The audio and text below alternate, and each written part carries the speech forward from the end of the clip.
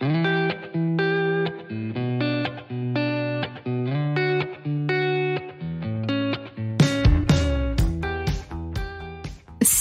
je suis Sandra et je te souhaite la bienvenue sur le podcast qui va te donner envie de réaliser tes projets et même tes rêves les plus fous. Notre mission, t'apporter de l'inspiration. J'échange avec des femmes qui ont osé s'écouter. Choix de vie audacieux, parcours atypique, projets fous, elles nous dévoilent tout sans filtre. L'idée, à travers chaque épisode, c'est d'adoucir tes peurs pour les remplacer par de l'audace et de l'enthousiasme. Du mouvement, du bruit, de la fumée, laisse-toi entraîner par les locomotives. Laure a 34 ans et elle a participé à l'émission Mariée au premier regard. Petite dernière d'une fratrie de 4 enfants, elle a commencé la natation dès son plus jeune âge. Et cette discipline est devenue une passion. Passion pour laquelle elle y consacrait 6 heures de son temps par jour. Vers 18-19 ans, suite à des blessures aux épaules, on lui annonce qu'elle doit arrêter le sport à haut niveau. Suite à cette difficile réalité, elle décide de partir 1 an à New York pour faire fille au père. Une année qui n'a pas été simple pour Laure, mais qui lui a permis de grandir et de trouver sa nouvelle voie, l'architecture. New York, Bruxelles, Montréal, puis de retour en Lorraine. Laure a ensuite été pendant 5 ans dans une relation toxique et lors de sa séparation, elle s'inscrit à l'émission à la fin de sa toute première saison. Une émission qui lui correspond puisque Laure est à la recherche de choses fortes et improbables. Mais sa candidature sera seulement prise en compte 4 ans plus tard. Alors que s'est-il passé pendant ces 4 ans ? Comment a-t-elle réagi lorsque la production l'a appelée 4 ans plus tard ? Avait-elle toujours envie de participer à l'émission ? Avait-elle pris conscience que sa vie allait basculer suite à son passage dans l'émission ? Laure nous dévoilera aussi les coulisses de son expérience, et c'est très drôle. Comment se passe l'après-émission ? Adulée pendant un temps, mais quelle est la réalité de l'après ?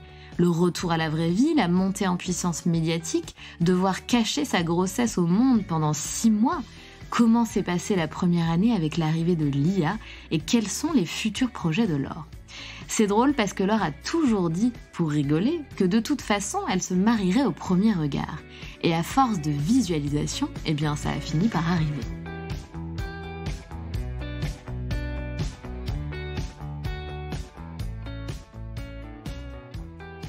Salut Laure. Salut Sandra. Comment vas-tu ? Bah bien, et toi ? Écoute, ça va bien aussi.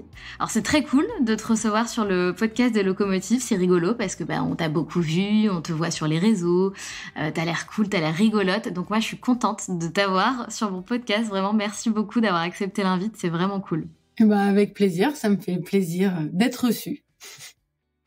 Ma chère Laure, il y a beaucoup de femmes, de gens qui te connaissent, mais est-ce que tu peux quand même te présenter brièvement ?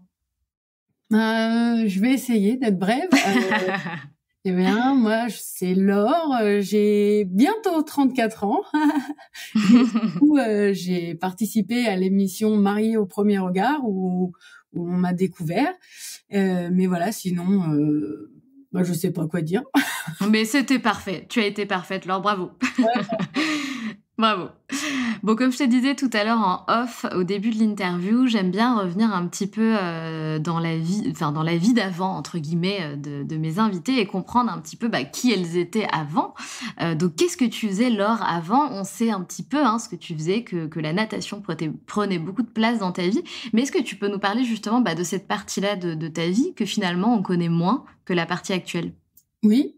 Alors, en fait, toute petite, donc je suis, on est 4 dans ma famille, 4 enfants, et je suis la petite dernière, et on avait une piscine, et je voulais toujours suivre mes frères et sœurs, donc mes parents ont décidé de m'inscrire à la natation pour éviter que je me noie. J'apprends à nager, et en fait, j'ai appris les 4 nages en 1 semaine, et le professeur de natation à l'époque a convoqué ma mère en lui disant il faut l'inscrire dans un club. Elle pensait que j'avais encore fait des bêtises, mais non, il lui disait que il valait mieux me cadrer et qu'il y avait possibilité de faire quelque chose de plutôt bien. Et donc, je me suis mise à la natation et en fait, je cartonnais. J'étais vraiment douée dans cette discipline. Et puis, c'est devenu plus qu'une passion, c'est devenu vraiment ma vie puisque j'y ai consacré jusqu'à 6 heures par jour. Ah ouais. Et du coup, c'est vrai que j'étais plus dans la natation que dans les études, mais je suis partie quand même après en sport-études, donc à Toulouse, pour que ce soit plus cadré, puisque j'étais en équipe de France, etc. Et que bah voilà, 6 heures dans une journée, c'est pas facile à placer, donc il y a des établissements spécialisés pour ça. Et du coup, j'étais en Pôle France à Toulouse et j'ai dû arrêter de nager suite à des blessures aux épaules, enfin à une épaule en particulier.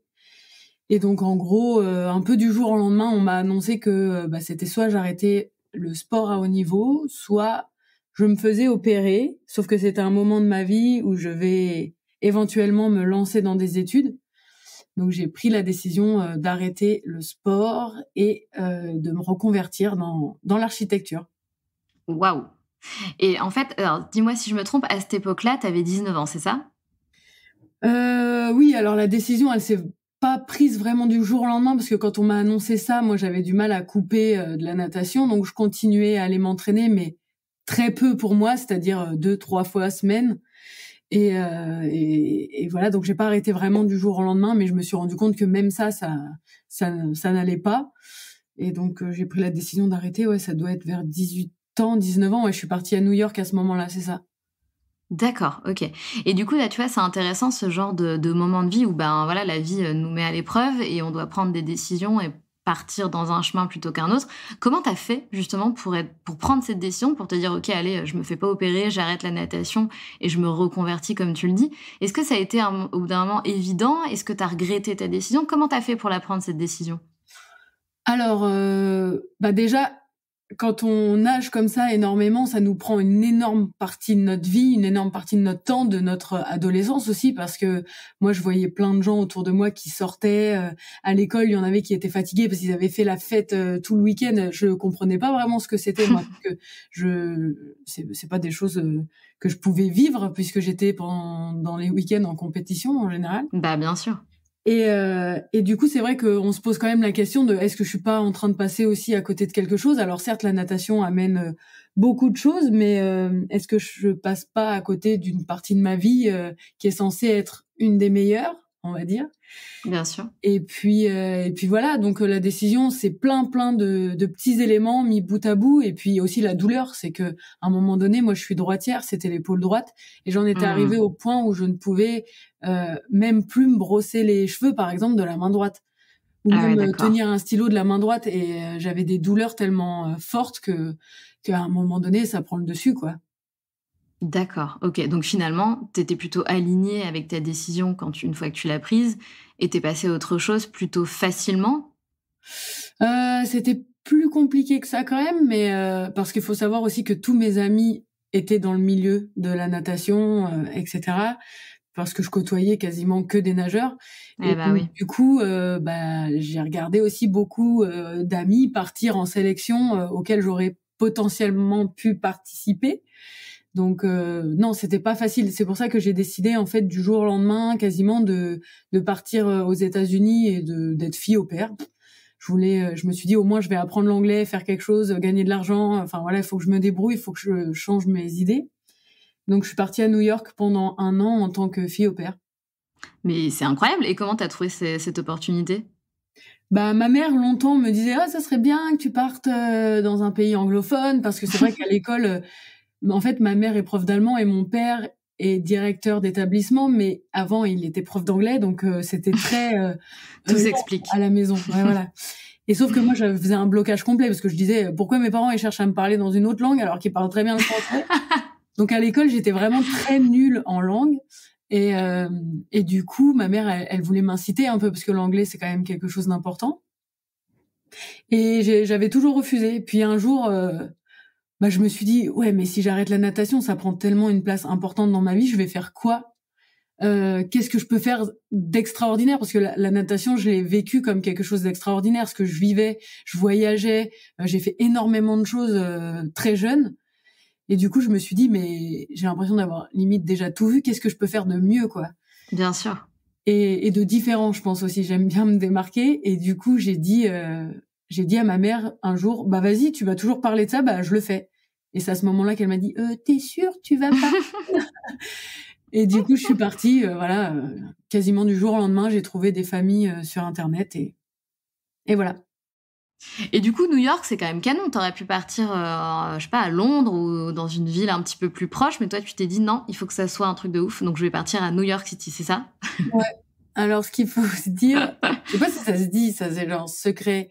Non, en vrai, à l'époque, quand je nageais, j'étais avec un certain nageur de qui j'étais très amoureuse et en fait, j'ai dû partir de Toulouse et donc on s'est séparés. Et en fait, j'avais aussi une meilleure amie qui était à Toulouse. Et bref. Et en fait, quand je suis partie, il se trouve que ils se sont rapprochés alors qu'ils ne s'appréciaient pas trop. Et et voilà. Et du coup, je voulais absolument m'en retourner vivre à Toulouse parce que j'avais adoré cette ville. Et ils se sont mis ensemble. Donc, je me suis dit, c'est hors de question que j'y retourne. Donc, qu'est-ce que je peux faire d'autre? Et en fait, le rêve de cette personne-là, de ma meilleure amie à l'époque et de moi-même, c'était de partir passer Noël à New York. Et du coup, Incroyable. Je me suis dit, qu'est-ce qui est, ça peut pas être une plus belle vengeance entre guillemets de partir vivre 1 an à New York sans elle et que elle reste dans sa relation, etc. Ok, elle a eu mon mec de l'époque, mais elle aura pas toute cette expérience que je vais vivre, quoi. Ah, c'est incroyable. Donc c'était ça ta motivation, et c'est pour ça en partie, du moins, que t'es partie à New York, quoi. C'est ça. Et c'est au ouf. final, à savoir, c'est que moi je suis pas rancunière, j'ai tendance à me dire que la vie est trop courte. Et du coup, j'ai reparlé à cette personne. Elle a fait ses études à Bruxelles, comme moi, après, par la suite. Donc, on s'est en revue.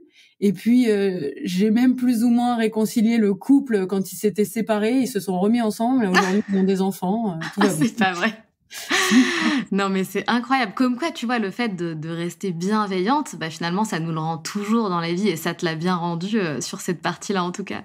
C'est pas faux. C'est dingue. Donc du coup, tu prends ton baluchon, enfin plus qu'un baluchon, je pense. Tu pars à New York City, tu passes 1 an à New York. Ça fait quoi de vivre 1 an à New York? C'était assez spécial parce que déjà, je regardais quand même de loin tout ce milieu de la natation, etc. C'était l'année des Jeux en plus, donc j'ai vu pas mal de mes amis partir à Pékin. Et du coup, c'était assez difficile parce que j'étais aussi en train de me reconstruire, mais en même temps, c'était une période assez ingrate parce que j'arrêtais le sport quasiment du jour au lendemain, donc prise de poids. En plus, j'étais aux États-Unis, j'étais loin de ma famille. Enfin, il y avait beaucoup de choses qui font que c'était pas une année si simple. Mais en même temps, ça m'a fait vraiment grandir et j'ai découvert l'architecture là-bas, en fait. C'est vraiment en me baladant dans New York où je me disais, mais c'est dingue à quelle vitesse ça peut être construit et comme ça peut représenter l'identité d'un lieu. Enfin, c'était assez incroyable. Et en rentrant, je me suis dit, je veux me lancer dans l'architecture. Tu vois, encore une fois, c'est des phrases bateau que je sors souvent pendant mes interviews, mais honnêtement, il n'y a pas de hasard et il n'y a pas de... Enfin, tu vois, les choix qu'on fait, ça nous mène toujours quelque part et ça nous permet de nous rediriger ou de nous recentrer sur la suite de notre aventure, quoi, de notre chemin de vie. Donc ouais, New York, c'est une ville incroyable et j'en doute pas une seule seconde que tu aies été hallucinée et surprise de l'architecture que tu as vue partout, quoi. C'est dingue, c'est une ville de fou, surtout à ce niveau-là. Et du coup, c'est quoi la suite de ta vie à ce moment-là? Donc tu rentres de New York et il se passe quoi entre tu rentres de New York et je m'inscris au premier regard? Beaucoup de choses parce que j'étais jeune quand même. Oui. J'ai comme 10 ans, je crois, avant oui. l'inscription. Mais en gros, je suis rentrée de New York, je me suis lancée dans mes études d'archi à Bruxelles. Ensuite, je suis partie à Montréal en master. Ensuite, je suis revenue à Bruxelles pour terminer mes études. J'ai validé mon diplôme. Et en fait, à cette époque, je commence à fréquenter un de mes amis d'enfance. Et du coup, je retourne dans ma région natale, c'est-à-dire en Lorraine. Voilà, donc je sors avec ce mec. Puis je travaille dans un cabinet d'archi. Et en fait, il se trouve que c'était une relation toxique. J'ai eu du mal à m'en sortir, mais je suis restée 5 ans donc avec une personne violente. J'ai pas de mal à en parler à l'heure d'aujourd'hui, mais c'était quelqu'un de violent physiquement et mentalement. Et du coup, voilà, j'ai mis 5 ans à m'en sortir et je voulais monter un projet qui était de la découpe et gravure laser à l'époque. Et je voulais le faire avec lui, je voulais qu'il m'aide parce qu'il y avait plein de choses que je ne savais pas. Et lui, il trouvait que c'était un projet qui était cool, mais que voilà, il allait m'aider pour m'en sortir. Et puis finalement, je suis montée à Paris quand ça s'est terminé pour m'en éloigner. Et j'ai monté la société toute seule pour lui prouver que j'étais capable de faire des choses sans lui. Et puis la société a cartonné. Mais ce qu'il faut savoir, c'est que quand je me suis séparée de lui, la dernière année, on regardait justement Mariée au premier regard. C'était la première année de diffusion. Et en regardant l'émission, moi, j'étais déjà un peu ailleurs parce que clairement, je voyais que ça n'allait pas. Et je m'étais dit, ah là, c'est quelque chose qui me serait vraiment bien allé. Le concept, il est fort, c'est improbable, c'est vraiment tout ce vers quoi je tends dans ma vie, quoi. Et puis en plus, moi qui ai tendance à faire les mauvais choix, hein, on a pu le voir jusqu'à présent, peut-être que le choix des autres sera meilleur pour moi. Ah, donc, c'est dingue. Du coup, je me suis inscrite lors de ma séparation, c'est-à-dire après la première saison de Mariée au premier regard. D'accord, ok, donc c'est toi parce que je sais que parfois la production, ils vont chercher des profils, donc là, pour le coup, c'est toi qui t'es inscrite en mode « je veux participer à cette émission » parce que, comme tu le disais, tu as besoin de choses fortes et un peu hors du commun dans ta vie, en fait. C'est ça. Bah oui, en fait, j'ai l'impression d'avoir vécu tellement de choses et tellement de sensations fortes et de choses improbables, en fait, que je suis toujours à la recherche de nouvelles sensations. Et je pense que la natation m'a procuré tellement de stress positif, hein, mais c'était quelque chose qui me poussait en avant. Et je pense que je suis à la recherche constante de ce type de stress, en fait. Bien sûr. Ouais, de sensations fortes. En fait. Ouais. Oui, exactement. Et du coup, je m'inscris, j'ai pas de nouvelles. Et puis dans ma tête, je me dis ouais, c'est normal, ils changent de saison tous les ans, je commence à comprendre le principe, ils sont jamais au même endroit, etc. Et je me dis tant pis, c'est pas pour moi. J'ai des relations entre-temps, mais rien qui est très concluant au final. Et quand on me rappelle 4 ans après... Attends, mais what? Alors attends, j'ai pas suivi. Donc tu t'es inscrit... Ah oui, mais parce qu'en fait, j'ai pas du tout... la timeline dans ma tête, mais donc du coup tu t'inscris suite à la première émission et en fait ils t'ont rappelé 4 ans après. Bah oui, parce que t'es passé là récemment, c'est vrai. Ah mais c'est dingue. Donc en fait t'avais mis ce truc là derrière toi, quoi. Oui, en fait je regardais toujours, c'était vraiment une émission que j'adorais et que à chaque fois je me projetais, quoi. Vraiment je me disais mais franchement je me vois trop, et puis ça m'enlèverait un poids de me dire qu'on fait le choix pour moi et qu'il a été étudié. Je peux pas tomber de nouveau sur un fou, je peux pas tomber sur quelqu'un qui a un souci dans tel ou tel domaine. Enfin, et en fait, j'ai essayé d'avoir d'autres relations et tout, mais ça donnait rien. J'étais comme bloquée dans ma tête par rapport à ma relation passée. Et un jour, je me suis dit, tant pis, je mets ça de côté et je vais penser d'abord à moi parce que j'avais aussi plein de choses à régler. Voilà. Et du coup, c'est vrai que je me suis plus concentrée sur mon bien-être à moi. Et je me suis vraiment sentie bien. Et quand on m'a appelée à ce moment-là, j'étais vraiment en phase avec moi-même, en fait. Et du coup, je me suis dit au début, j'ai peut-être plus besoin de ça. Je suis pas sûre que ça me corresponde encore parce que je me suis retrouvée dans une autre dynamique, en fait. Et du coup, ils m'ont dit, mais passez au moins le casting pour voir. Et j'ai dit, bon, voilà, qui tente rien, n'a rien. Enfin, non, ça, c'est pas ça. Je me suis dit, allez, je tente, quoi. Ça voulait rien dire ce que j'ai dit avant. si, mais carrément, t'as raison, qui ne tente rien à rien. Toute faite. Non, mais pas au bon moment. Non, c'est ça. Et du coup, je me suis dit, allez, je vais voir ce que ça donne. Et en fait, en voyant le questionnaire, je me suis dit, ah ouais, en fait, ils rigolent pas, les gars, c'est hyper compliqué. Je dis, si avec ça, ils me trouvent pas quelqu'un de parfait pour moi, je vois pas comment je peux trouver dans la vie normale, quoi. Donc, je me suis lancée. Et c'est fou parce qu'en fait, tu les as jamais recontactés entre-temps, quoi. Ils t'avaient gardé de côté, ils se sont dit, allez hop, on la recontacte. Alors, je sais pas comment ça se passe. Peut-être qu'après, les casteurs vont voir le profil, je sais pas.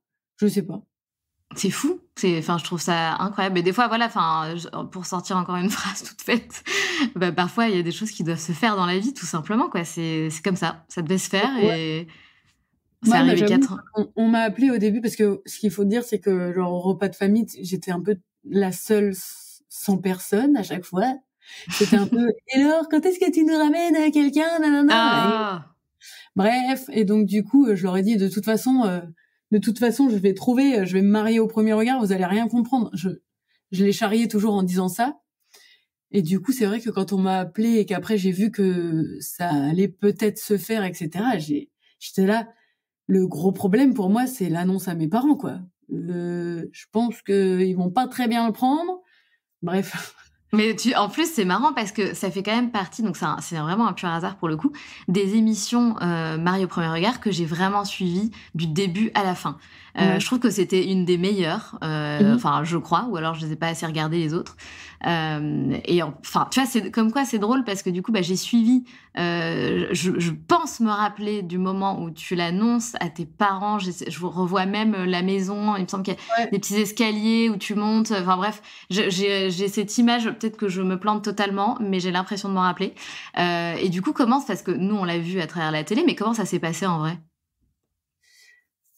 En vrai, il y avait plein de choses. C'est que déjà, ce qu'il faut savoir, c'est que mes parents, ils ont une image de moi, pour moi, la petite dernière, un peu qui réussit pas mal de choses qu'elle entreprend, etc., à travers la natation, etc. Et c'est vrai que j'ai une image tellement lisse auprès de mes parents qu'il y a certaines choses que je leur cachais, ou en tout cas, j'ai oublié de leur dire, par exemple, que j'étais tatouée. Ah mais oui, mais Euh, ça c'était énorme parce que ah ça tu l'as dit pendant l'émission. Non, mais ce qu'il faut savoir, c'est que mes amis, à chaque fois, ils disaient, mais non, mais tes parents d'office, ils le savent. Mais en fait, quand j'allais chez moi, j'étais en chaussettes, je mettais des bagues au niveau de mes doigts. Enfin, c'était un sketch, un vrai, un sketch. Il y a une piscine chez mes parents. À chaque fois, ils me disent, mais tu vas pas te baigner, il fait 40 dehors, et moi, j'étais en pull. Enfin, c'était ridicule, hein. J'étais Mais c'est ridicule. énorme. Mais en fait, j'arrivais pas à leur dire parce que j'avais trop peur de les décevoir, je crois. Et du coup, du coup, au-delà du stress de annoncer je me marie avec un inconnu, pour moi, j'avais le stress de me dire, en fait, je vais me mettre à nu devant eux, je vais leur raconter, ils vont entendre parler de mon histoire toxique, probablement, puisque j'en ai parlé au casting. Ils vont voir mes tatouages, ils vont découvrir que je suis une autre personne, en fait. Et j'avais vraiment peur de ça. Et puis, non, au final, au final, le mariage, c'était limite anecdotique. Mais c'est fou parce que en fait, dans ton cas, et je pense que dans le cas de plusieurs candidats, c'est aussi, je trouve, vachement un cheminement de développement personnel parce que finalement, vous vous dépassez, vous osez des choses que vous auriez jamais fait, donc vous sortez de votre zone de confort. Et puis ouais, il y a tout ce truc de dépasser un peu le regard et le jugement des autres. Bah oui, oui, non, c'est clair que c'est un dépassement personnel, c'est une vraie, enfin c'est vraiment une expérience de malade quand on y pense. Après, je pense qu'il y a un moment pour le faire, c'est-à-dire que moi je l'aurais fait 4 ans auparavant ou 5 ans auparavant, je l'aurais pas du tout vécu de la même manière et je pense que ça aurait été très dur et enfin voilà, je pense que ça n'aurait même pas marché, même si on m'avait mis la personne parfaite en face. Et je pense que c'est aussi pour ça qu'il y a plein de couples qui ne fonctionnent pas dans le marié. Voilà, je pense qu'il y a vraiment un timing à respecter avec soi aussi pour se lancer dans ce genre d'expérience. Ouais, c'est vrai, t'as raison. Il faut être prêt à s'engager, en fait, à s'engager dans l'expérience à fond et à s'engager ensuite avec la personne que tu vas rencontrer. En tout cas, à tout faire pour essayer que ça fonctionne, et ça demande aussi un travail. Alors justement, est-ce qu'on peut un peu rigoler et rentrer dans les détails croustillants de cette expérience? Comment ça s'est passé ton expérience? Comment ça s'est passé la rencontre avec Mathieu? Est-ce que tu peux nous faire un petit retour d'expérience là en live? Ouais, je peux essayer. Alors, comment ça s'est passé? D'abord, ce qu'il faut savoir, c'est que non, quand on m'annonce que je vais donc me marier, j'étais, enfin, j'y croyais pas du tout parce que on m'a donc annoncé que j'avais quelqu'un de compatible, mais pas suffisamment compatible pour aller jusqu'au mariage. Donc du coup, moi, j'ai vécu ça vraiment une séparation. J'avais l'impression de me faire larguer par un mec que je connaissais même pas. Mais c'est sûr! Je l'ai mal vécu. J'ai appelé toutes mes copines et je leur ai expliqué que bah j'allais pas le Que faire et tu tout. t'étais fait larguer. Voilà, je m'étais fait larguer, donc elles ont essayé de me remonter le moral, etc. Plus tard, j'ai la productrice qui m'appelle parce que moi j'avais quand même écrit à la prod en disant je sais qu'il y a quelqu'un qui m'est compatible et j'imagine que vous pouvez pas donner les informations comme ça, mais après l'émission, après tout ça, j'aimerais quand même avoir ses coordonnées parce que j'aimerais rencontrer la personne. Moi, mon but c'était de rencontrer cette personne-là. Et la productrice finit par m'appeler et me dire oui, est-ce que tu veux qu'on te propose une seconde partie d'émission, on va peut-être faire la suite de mariés, mais il y aura pas de mariage, ce sera simplement une rencontre, etc. Ce qui peut-être pourrait se rapprocher de l'émission qu'il y a après là, et si on se rencontrait. Ah oui, d'accord. Et donc du coup, moi je dis bah ouais carrément. Dans ma tête, je me dis en plus 23h, personne, enfin il y aura moins de monde devant sa télé, donc moins de monde qui va me voir. Mes parents ils vont peut-être même pas caler. Je dis bah allez c'est ok. En plus il y a pas de mariage, je m'engage en encore moins de choses quoi. Donc je dis bah pourquoi pas, mais que le mec s'attende à ce que j'arrive en robe blanche. Voilà ce que j'ai dû répondre. Et du coup, ils me disent, bah ok, on tourne ton portrait, c'est un peu le même format que marié, donc on te fait ton portrait quand même, etc., etc. Bref, ok. Ils viennent tourner mon portrait, moi j'y vais vraiment à l'arrache en me disant que de toute façon, il y a peu de chances que ce soit diffusé. Et en fait, au moment où ils me disent, bah on va t'appeler pour te dire où et quand aura lieu le rendez-vous, et ben je reçois le coup de téléphone d'Estelle qui m'annonce qu'ils m'ont un peu eu et que en fait je me marie dans quelques temps. Et comment ça, ils t'ont eu? Mais Bah, c'était pas vrai? Non, c'était pas vrai. Mais pourquoi ils ont fait ça alors? Bah comme ça, ils ont les vraies réactions. Ah d'accord, ah mais oui, d'accord, ok. Mais non, mais attends, pardon. Ouais. Parce qu'en fait, du coup, quand ils t'ont appelé, tu es filmé à ce moment-là. Oui, mais parce que pour moi, on tourne mon portrait pour peut-être une seconde émission en deuxième partie. Ah là là! C'est dingue, ok. Bah en même temps, effectivement, pour le coup, ça crée des vraies réactions qui passent bien à l'émission, quoi. C'est clair, c'est une évidence. Ah oui, bah c'est pour ça clairement que je me cache le visage, si jamais tu t'en rappelles, mais je me cachais le visage et parce que je pleurais à ce moment-là, je me dis what, mais qu'est-ce qui se passe? Je comprends plus rien. Et du coup, à ce moment-là, donc quand à l'appel, comme quoi ils te disent ok, c'est bon et tout, est-ce que tu as pris conscience que cette émission pouvait réellement changer ta vie, genre la transformer réellement? Non, pour moi, j'étais excitée de me dire trop bien, on m'a trouvé quelqu'un et c'est peut-être la bonne personne. Enfin, j'ai plus de questions à me poser sur mes relations. Parce que moi, mon gros point noir dans ma vie, tout allait bien. Ma société, elle fonctionnait bien, je gagnais bien ma vie, j'avais réussi à m'acheter mon appartement, j'étais indépendante, je m'amusais, j'avais tous mes amis, etc. J'avais aucun souci dans ma vie, en fait. Et le seul point noir, c'était vraiment, est-ce qu'un jour, je me trouverais quelqu'un, quoi. Ouais, bien sûr. Et c'est fou parce que, donc, encore une fois, je reviens sur l'émission. C'était quand même des moments forts qu'on a vus, hein, voilà, et qu'on a plus ou moins partagé avec toi. Et du coup, bah, on se rappelle vraiment de la rencontre entre toi et Mathieu. Et c'est marrant parce que, bah, c'est fou, quoi, ce match incroyable. Comment on peut trouver un match aussi parfait? C'est pas possible. Ouais, C'est après, dingue. c'est... En fait, nous, enfin le matin du mariage, donc faut savoir que moi j'avais aucun stress jusqu'à derrière le rideau, je pense. Le matin du mariage, je me suis réveillée et en fait on va signer chez le notaire, mais on est séparés par un mur, donc on peut entendre l'autre, mais on le voit pas. Et donc en fait on nous lit le Ah, ça rend contrat, fou. voilà. Et quand on nous lit le contrat, on découvre déjà son nom, son activité, là où il habite, etc. Donc moi déjà, je me dis cordiste, c'est quoi ce truc? Le gars il répare C'est vrai. des cordes de kite surf. Je me suis dit ça doit être ça parce que vu que je suis sportive, ils ont Ah dû me oui. mettre un sportif. Enfin je sais pas, je me suis mise là-dedans. Bref, et en fait t'as plus ton téléphone, hein, donc tout ce que tu fais d'habitude d'aller geeker sur là, tu peux pas le faire. Et du coup après on se prépare. Donc là j'ai le stress qui était redescendu et arrivé derrière le rideau. En fait, là, j'étais vraiment stressée et j'étais stressée de me dire, est-ce que il va flasher sur l'une de mes copines? Parce que mes copines, elles sont très jolies. Ah là Et je me là. suis dit, s'il faut, il a déjà flashé sur une de mes copines et il va me voir et il va être déçu. Et j'ai vraiment peur de ça. Et après, le rideau s'ouvre et là, je vois quelqu'un de très stressé et j'avais vraiment dit pour le coup, moi, la seule chose qui peut me freiner et me faire dire non, c'est si je vois que la personne, en fait, elle est déçue. Enfin, Bien sûr.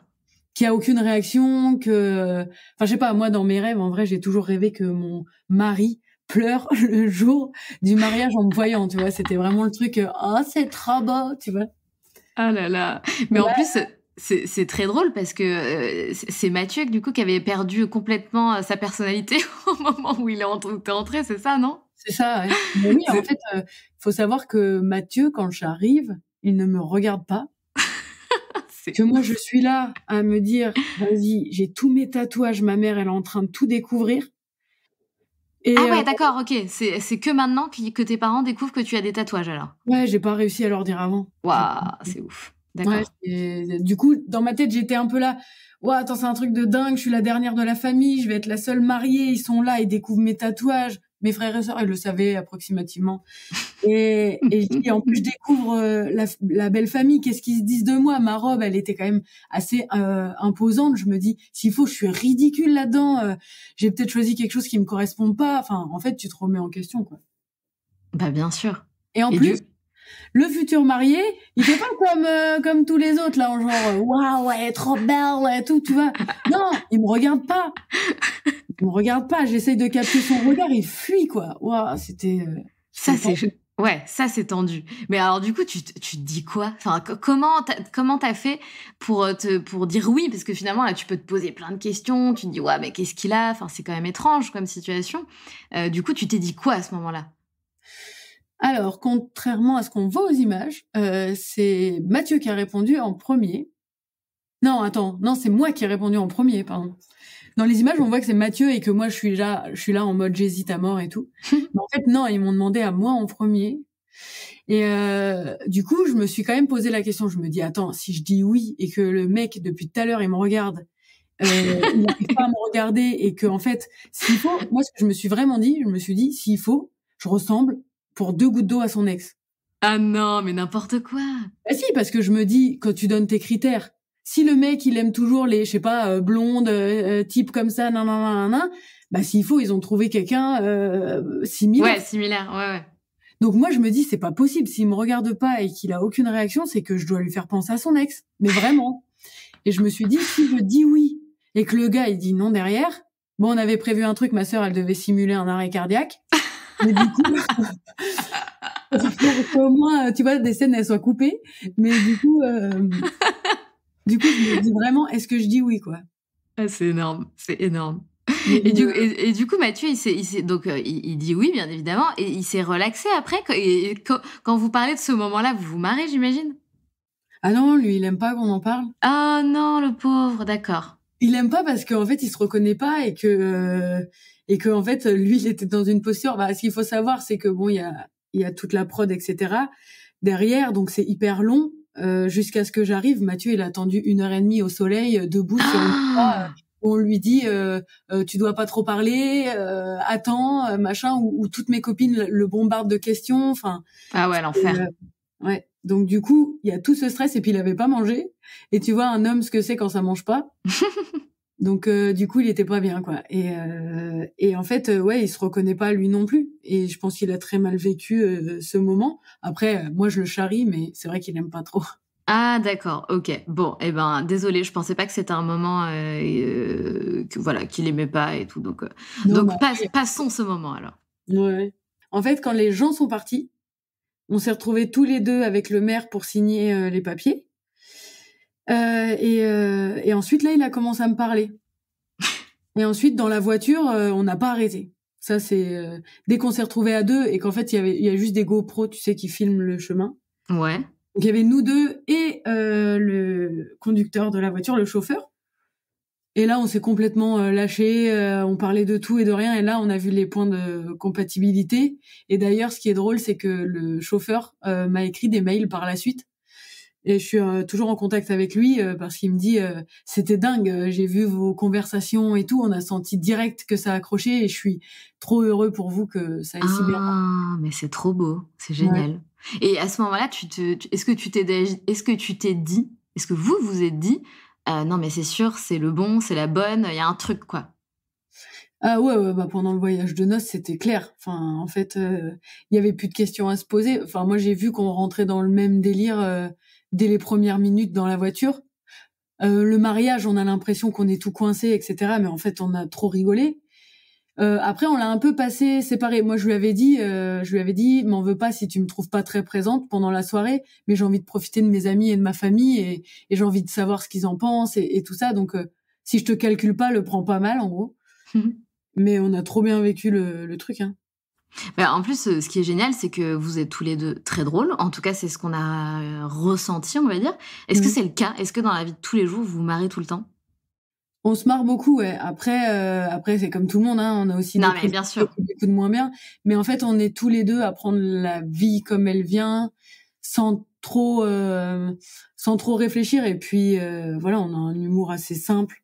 Tu vois, rien nous fait rire. Et oui, on est bon enfant, quoi. Et je trouve que c'est quelque chose, pour rebondir sur ce que tu dis, hein, rien nous fait rire, on est assez simple. Je trouve que c'est quelque chose que tu as réussi à garder dans ta communication à travers les réseaux ou du moins de la manière dont tu communiques et de la manière dont tu te montres. Je trouve que tu le fais très bien, c'est mon opinion, parce que je trouve que tu gardes cette part d'authenticité et je trouve que tu arrives à faire du lore, c'est-à-dire du toi. Tu as l'air d'être vraiment toi. Est-ce que je me trompe là-dessus? Bah en tout cas, je cherche pas à être quelqu'un d'autre en tout cas. Après, ça me fait plaisir d'entendre ça parce que c'est vrai que les réseaux c'est un milieu que j'ai découvert un peu. Enfin voilà, je voulais pas forcément rentrer là-dedans et puis c'est un milieu qui est venu un peu à moi et c'est un milieu très spécial et que j'ai parfois du mal à aborder et à apprécier parce que des fois c'est dur. Mais j'essaye de prendre que le positif et j'essaye de renvoyer que du positif parce que avec les nouvelles qu'il y a aujourd'hui dans notre monde et puis avec ce qu'on peut voir ou entendre des fois sur les réseaux, bah voilà, j'ai vraiment envie de garder une image positive et de montrer aux gens que bah, il y a plus grave et puis essayer au moins de rendre votre vie facile et de regarder des comptes qui vous donnent du positif quoi parce que voilà. Ouais, qui nous donne le smile. Qu'est-ce que tu entends par des fois c'est dur de bosser, à travers les réseaux? Bah, en fait, au tout départ, on sortait de l'émission, on était adorés comme jamais, j'étais enceinte. C'est un peu comme si j'étais intouchable. J'ai pas pris trop de critiques contrairement à ce que j'aurais pensé parce que je me suis dit: «Ouah, je vais me faire juger, je suis tombée enceinte rapidement». Enfin bref, au final, j'ai pas eu tant de critiques. Au contraire, les gens nous supportaient vraiment parce qu'ils voyaient qu'on était sincères et cetera. Mais après coup, tu deviens, une meuf, parmi tant d'autres sur les réseaux et en fait, quoi que tu fasses, quoi que tu montres, t'es critiqué et tu dois te justifier de tout. Et en fait, c'est épuisant. Et les gens, ils se rendent pas compte. Parfois, j'ouvre des messages et j'essaye de répondre au maximum de gens, mais je peux pas passer ma vie dessus parce que je sais pas combien de messages je reçois à la minute. Encore maintenant, c'est hallucinant. Il y a des gens qui me répondent ouais, t'as pris la grosse tête, tu réponds même pas aux messages, Oh là ou là! alors tu fais ça avec ta fille mais t'as pas honte ou enfin je sais pas, c'est tout. Des fois je montre ce que je cuisine, c'est ouais tu manges chi, tu manges chat, je vais parler du lait, oh, je me fais lyncher comme jamais. Enfin en gros tu peux rien dire sans te faire critiquer. Donc ça il faut l'accepter et c'est pas tout le monde qui en est capable. Ouais, c'est horrible. Et est-ce que du coup enfin, honnêtement, pourquoi prendre le temps de répondre à des gens, qui agissent ainsi et qui ont pas à avoir cette attitude-là, en fait? Parce que c'est proche du harcèlement, enfin Mmh. c'est des voilà, c'est des comme c'est négatif. Est-ce que, c'est envisageable de, je sais pas, de bloquer tout simplement les gens, d'arrêter de leur répondre, de pas perdre ton énergie, en fait, pour des personnes qui t'apportent du négatif et pour lesquelles ça te fait du mal, en fait, tout simplement? Bah, c'est ce que j'essaye de faire, de plus en plus, mais c'est vrai que, au début, quand tu débarques là-dedans et que tu un peu, naïve, je vais dire, tu sais, tu envie de te défendre parce que tu dis: «Mais Bah, ouais. attends, il a pas capté» ou alors il y a même des fois, tu es accusée à tort, c'est-à-dire qu'on te dit des choses qui sont même pas vraies. Tu dis: «Mais juste écoute ce que je dis vraiment, mets le son, écoute», tu vois? Et du coup, voilà, des fois, au début, en tout cas, je prenais le temps de répondre et de donner mon avis et d'essayer d'expliquer le pourquoi du comment et tout. Mais en fait, tu passes des heures et des heures et au final, toi, t'as rien appris, t'as pas évolué, t'es pas plus grande d'avoir fait ça, t'es pas plus fière. Et au contraire, ça te plombe le moral, en fait. Mais bien sûr, mais c'est sûr. En fait, ça doit être hyper dur. Enfin, clairement, quand on parle comme ça me fait prendre conscience à quel point ça doit être difficile. Mais je pense que, comment dire, oui, tu es exposé sur les réseaux sociaux, oui, aujourd'hui, tu as une très grande communauté, mais enfin, je trouve que, comment dire, tu partages déjà des choses qui sont positives et qui sont, comment dire, agréables. Tu n'es pas, tu vois, dans la haine, tu prônes pas des mauvais messages. Donc pour moi, tu as rien d'autre à prouver, en fait, et tu n'as pas à t'expliquer auprès des gens. Je pense pas qu'on doit s'expliquer d'être, de faire des choix, enfin, on doit pas tout le temps s'expliquer, même si on est exposé, tant que nos choix et les décisions qu'on prend et qu'on montre à travers les réseaux n'ont pas des conséquences graves. Tu vois ce que je veux dire? Enfin, pour Ouais. moi, t'as pas à répondre, t'as pas à t'expliquer. On peut pas passer une vie entière à s'expliquer auprès des autres. De toute façon, dis-toi qu'ils vont t'envoyer un message à toi, le lendemain, ils vont sûrement envoyer un message à une autre personne, donc ils passent à Non, mais autre chose. je suis d'accord, et ça, c'est pas le problème, mais t'es aussi parce que ça, en vrai, les haters, ça représente combien de pourcents de la communauté? C'est très peu, au final. Et le truc, c'est que tu prives tous ceux qui te supportent au quotidien et qui t'apprécient et qui t'envoient des hyper beaux messages, parce que j'ai des déclarations, vraiment, c'est dingue. Bien sûr, c'est sûr. Donc tu prives ces gens-là de l'attention que tu peux leur apporter, au détriment, non, c'est plutôt, Non, voilà. mais si, c'est ça. T'as totalement raison. Et donc du coup, c'est ça qui me fait continuer à répondre parfois, à lire, mais malheureusement, sur un message sur 10, ça va être de la haine, et c'est peut-être le message qui va faire que tu vas te pourrir 1 heure de ton temps. Tu vois, j'ai déjà eu un message une fois où je suis quand même la première à pas mettre de filtre ou de choses comme ça sur les réseaux, malheureusement, et je trouve ça trop dommage. Il y en a plein qui trichent sur leur image, et ça doit être des gens bien tristes, parce que ça veut dire qu'ils s'acceptent pas tels qu'ils sont et qu'ils se voient qu'à travers un écran. Mais bref, je suis la première à pas mettre de filtre, et un jour j'en mets parce que je sors, j'étais au ski et voilà, j'étais un peu moche, tu vois, je me trouvais pas belle, donc je mets un petit filtre pour me teinter la peau. Et en fait, je reçois un message d'une fille qui me dit ouais, en même temps, enlève les filtres, un truc du style heureusement qu'il y a les filtres, parce que sinon c'est chaud, quoi. Un truc comme ça. Oh là là. Voilà. Et là, je lui réponds, je lui dis, tu dois pas me suivre beaucoup, parce que franchement, j'en mets vraiment pas souvent. Et je dis, mais là, t'as raison, effectivement, je mets pas ma tête, donc j'ai mis un filtre. Mais voilà, je réponds un truc comme ça. Et là, la fille me répond, oh, je suis désolée, je pensais pas que t'allais me répondre, mais je t'aime trop, en vrai, mais j'ai passé une sale journée. Et je me dis, mais en fait, où on en est arrivé? Les gens, vu qu'ils ont passé une sale journée, il faut qu'ils se défoulent sur les réseaux sociaux. C'est grave, quoi. Ah, tu vois, c'est hyper important ce que tu dis, et merci d'ailleurs de partager ça avec nous, parce que je pense que c'est un sujet qui est très important. Et c'est marrant, du coup, de montrer l'envers du décor, c'est qu'en fait, t'as des gens, ça je savais pas, j'aurais jamais vu les choses comme ça, qui envoient un message comme ça, hop, ils pop-up le message, ils rangent leur téléphone dans leur poche, et en fait, ils se sont rendus compte qu'ils avaient envoyé un message qu'ils auraient pas aimé envoyer s'ils étaient dans une bonne journée, et un message qui a eu un impact très fort sur toi, en fait. Mais bien sûr, et puis au final, oui, la preuve, regarde, je m'en rappelle encore, c'était l'année dernière. Mais c'est parce que, en fait, j'ai trouvé ça dingue sur le moment de me dire, mais comment elle est capable de m'insulter et juste après de venir me dire qu'elle m'adore. Et en fait, dans la rue, les gens, ils nous insultent pas, tu vois. C'est que sur les réseaux, quand ils sont en face de toi, même s'ils t'aiment pas, et même si c'est potentiellement des gens qui t'auront critiqué, ils vont venir te voir et te demander une photo. Tu vois, donc tu te dis, c'est un délire. Il y a plein de choses que les gens voient pas sur cette pseudo-notoriété. J'aime pas du tout ce terme, mais du coup, c'est vrai qu'il y a plein d'aspects négatifs que les gens voient pas. Eux, ils se disent juste, maintenant, c'est l'amalgame, tu vois. Maintenant, t'es sur les réseaux, t'es influenceuse, t'es placement de produits. Mais en fait, ce qu'il faut voir, c'est que c'est eux qui nous donnent cette force. C'est qu'en fait, on devient influenceuse parce que ces gens-là se sont abonnés à nous, et comme on a un nombre important d'abonnés, on intéresse les marques. En fait, on est comme une chaîne de télévision sur laquelle il y a des pubs, parce que la chaîne, faut la financer. En fait, si tu veux voir du contenu qui te plaît, faut aussi qu'on puisse te libérer le temps de le faire, le contenu. Donc quelque part, si t'es pas rémunéré, tu peux pas donner du contenu.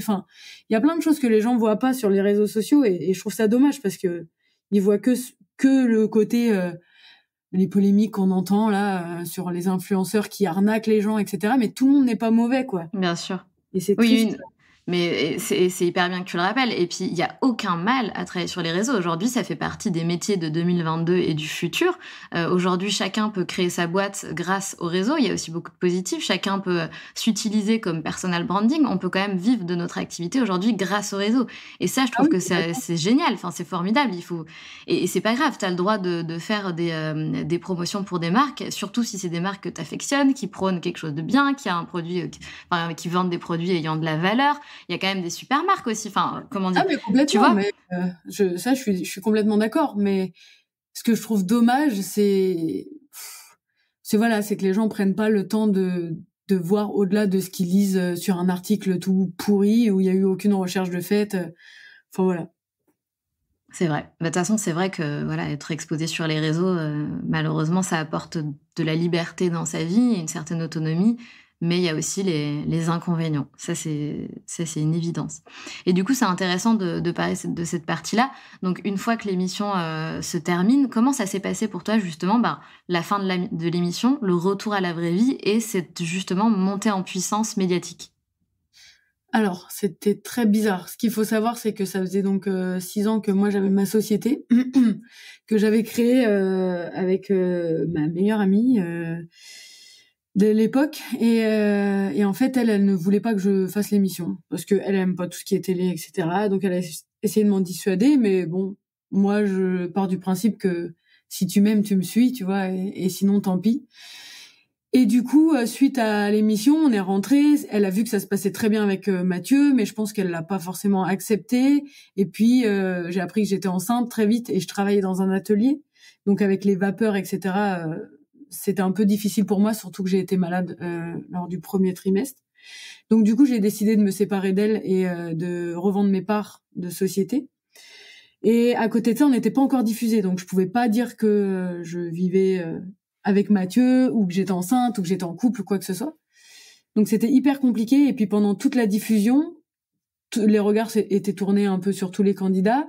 Et donc ils cherchaient à savoir qui était enceinte. Et c'était très dur pour moi parce que je devais le cacher. J'avais même pas le droit de dire que j'étais encore avec Mathieu. J'ai dû partir de Paris parce que j'avais plus d'argent pour pouvoir payer mon appartement. Il fallait que je le mette en location. Donc je me suis retrouvée dans une situation très compliquée parce que mon ancien associé m'a fait la misère clairement avec la vente des parts de ma société. Et voilà, c'était une période hyper compliquée pour moi parce que ça a été un changement radical de ville, de vie, de tout. Et en plus, je devais me cacher. Et en plus, je pouvais pas parler de la grossesse. Et donc vivre 6 mois de ta première grossesse complètement cachée, je sais pas qui en est capable, mais c'était trop dur. Et en plus de ça, il y a eu des images qui ont été diffusées qui n'auraient jamais dû être diffusées dès le départ, en tout cas, parce que c'est des images qu'on avait envoyées aux producteurs et ils devaient pas les diffuser. Et en fait, ils ont diffusé ces images-là, donc toute la France a su que quelqu'un était enceinte, mais ça aurait pas dû se savoir comme ça. Ouais, donc pas simple effectivement de gérer en plus une première grossesse. Ouais. Une montée médiatique, un retour à la réalité un petit peu chamboulant, clairement. Bravo déjà, bravo d'être là, la tête sur les épaules, le sourire aux lèvres la plupart du temps. C'est fort et en plus, du coup, j'en viens à une autre question. Je vois que tu fais beaucoup de choses, donc tu as plusieurs casquettes. Aujourd'hui, t'es toujours entrepreneuse, même si tu as changé d'activité, donc t'entreprends plein de choses, t'es entrepreneuse. Je vois que tu cuisines, tu fais de la déco, tu fais du maquillage incroyable, t'es pleine de talent, t'es aussi maman. Comment ça va ? Comment tu gères tout ça, ton quotidien ? Là, on va dire que j'ai passé une année qui était vraiment difficile. Enfin, on a passé une année qui était difficile avec Mathieu parce que c'est vrai que t'es un peu propulsé du jour au lendemain comme ça. D'un coup, t'as plein de gens qui s'intéressent à toi, à ce que tu fais. Et du coup, les réseaux sociaux viennent créer aussi ce stress-là parce que t'as l'impression que tu dois montrer des choses. Tu vois, tu te retrouves du jour au lendemain où les gens sont vachement en attente de ton quotidien, de ton savoir-faire. On t'a vu dans l'émission que t'étais très bricoleuse, que tu faisais tes bijoux, etc., etc. Et c'est vrai que pendant un an, j'ai quasiment plus rien fait parce qu'il y a eu l'arrivée de l'IA et que ça a été un bouleversement complet parce que s'occuper d'un enfant, en fait, c'est 100% de ton temps, quoi. Et la fatigue derrière, etc., fait que je faisais quasiment plus rien. Et j'avais du mal à me relancer dans une activité parce que j'avais les idées, mais j'avais pas le temps pour les développer. Et du coup, ça a été une année hyper compliquée. Et là, depuis qu'elle est chez la nounou, depuis qu'on s'est libéré du temps et qu'elle va chez la nounou la journée, et ben ça nous permet de redévelopper nos activités. Et là, je suis au taquet. Tous mes projets qui étaient en attente, je lance tout d'un coup. Et voilà, mais j'aime bien être dans le rush, donc c'est cool. C'est bien. Et étant maman, je sais ce que c'est la première année avec un baby. Ce n'est absolument pas facile. Ça chamboule beaucoup de choses. Et je pense qu'on n'est jamais trop préparé à ce qui nous attend. Ouais, je m'attendais pas du tout. Alors voilà. En plus, c'est arrivé très vite pour vous deux. Donc, bravo déjà d'avoir géré toutes ces épreuves de vie qui sont des belles épreuves. Hein. C'est du bonheur, mais c'est aussi de la difficulté. Et c'est bien de réussir à retrouver son équilibre. C'est pas toujours simple. Donc c'est cool. Et du coup, c'est quoi tous ces projets dont tu parles ? Waouh. Alors il y a l'influence où j'essaye de cadrer déjà un peu plus le truc, c'est-à-dire que avant je faisais tout toute seule. Maintenant j'ai pris un agent qui va pré-mâcher, on va dire, les marques, etc., qui va filtrer. Et ensuite, je choisis, moi, les marques qui me plaisent vraiment, etc., en discussion avec cet agent-là. Donc ça me permet de libérer du temps. J'essaye de créer aussi des contenus, donc typiquement les petits déguisements d'Halloween, les décos de table, des fois des recettes.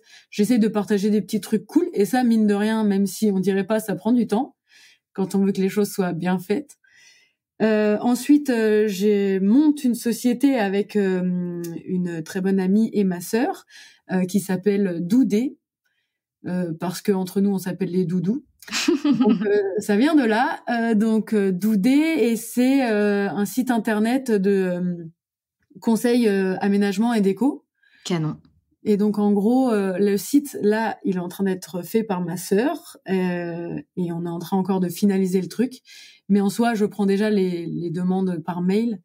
Et voilà, l'idée c'est de refaire l'intérieur des gens, de leur proposer des aménagements et des shopping lists pour qu'ils puissent ensuite mettre en place. Donc ça permet d'être à un prix raisonnable. Et ensuite, il y a le projet des chambres d'hôtes. Donc ça y est, hier, j'ai payé le premier acompte. Le projet est lancé officiellement. Si la mairie l'accepte, d'ici 6 mois, elles verront le jour. Donc ça, c'est le projet commun avec Mathieu. C'est ça, j'allais dire, c'est votre projet en commun. Ok, ouais. Génial. Alors moi, je m'occupe un peu plus de ce qui est, on va dire, business plan, dessiner les cabanes, etc., etc. Et ensuite, Mathieu prendra le relais sur tout ce qui va être préparation des plateaux, repas, etc. Ça, il y aura pas mal de surprises, mais ça va être cool. Waouh, mais c'est ouf comme projet, parce que les maisons d'hôtes, moi qui viens du milieu de l'hôtellerie, je sais ce que c'est les métiers du service, et je vois ce que c'est de gérer une maison d'hôtes. C'est du taf, c'est clairement du taf. Vas-y, ne mets pas de stress. Non, mais je trouve ça génial. En fait, c'est toujours c'est un projet qui m'a toujours donné envie, tu vois. Et je pense que c'est une très belle aventure dans laquelle vous vous lancez. Bravo, c'est génial. Mais du coup, on est d'accord que c'est une maison d'hôtes, donc vous allez accueillir les gens chez vous, enfin dans une partie de chez vous, c'est bien ça? C'est ça. Ok, donc t'es en train de faire rêver toute ta communauté en disant qu'ils peuvent venir dormir chez toi, on est d'accord? C'est ça, mais ce sera le cas. L'idée, c'est que nous, on veut rencontrer aussi les gens. C'est génial. Après, qui viennent parce qu'ils nous connaissent des réseaux ou qui viennent juste parce qu'ils aiment le concept. Bien sûr. Alors, ce sera génial, mais l'idée, c'est oui, s'ils veulent discuter un petit peu avec nous autour d'un verre, de temps en temps, ce sera en tout cas faisable. Et puis, on verra. Mais en tout cas, ça nous tient à cœur. Et en fait, on a vraiment envie de leur faire vivre des soirées comme nous, on peut vivre entre nous. Et voilà, plein de surprises et de petites astuces et de trucs sympas. C'est canon. Franchement, vous avez plein d'idées, t'as plein d'idées. C'est incroyable. D'ailleurs, t'es une espèce de boule d'énergie, Laure. Je sais pas comment tu fais. Tu dois être épuisée tous les jours. Non, même pas. En fait, même pas, c'est vrai.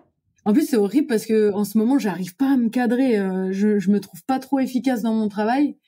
Et du coup, ça me ronge. Mais en fait, c'est vrai que j'ai plein de projets qui avancent de front et que je le réalise peut-être pas, mais je veux toujours plus, moi. C'est mon problème. Mais t'as besoin de ça. Mais tu sais quoi? Jeu de mots bien placé sur la fin de cet échange. Tu es une vraie locomotive, Laure. Exactement. On est d'accord. C'est ça. Bon, en tout cas, c'était canon d'échanger avec toi, Laure.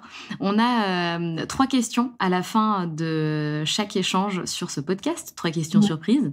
Donc, la première question, Laure, c'est est-ce que tu as un mantra, une philosophie de vie, un mantra qui te guide dans la vie, une phrase que t'aimes bien? Toujours plus, ça me va bien. Je sais pas si c'est trop un mantra, mais non, j'ai rien qui me guide, si ce n'est pas de prise de tête, quoi. J'ai pas envie de me prendre la tête. T'as bien raison. C'était quoi ton rêve de petite fille? Je rêvais d'être nageuse professionnelle et d'être reconnue pour mes exploits sportifs. C'est vrai? Mais c'est-à-dire dès toute petite, t'as commencé à quel âge la natation? Tôt, parce que je crois que j'ai su nager avant de savoir marcher quasiment. D'accord. Non, mais mes parents, en tout cas, je barbotais, mais j'ai appris les 4 nages, je devais avoir 6 ou 7 ans. D'accord. Ok. Donc c'était vraiment ton rêve de base, tu sais, sur les fiches d'école, les A5 que tu remplissais aux profs au début d'année, là, Je sais pas s'il faut encore. Tu sais, le prof, il te demandait de prendre une feuille et d'écrire ton nom de famille, ton adresse. Oui, c'est vrai.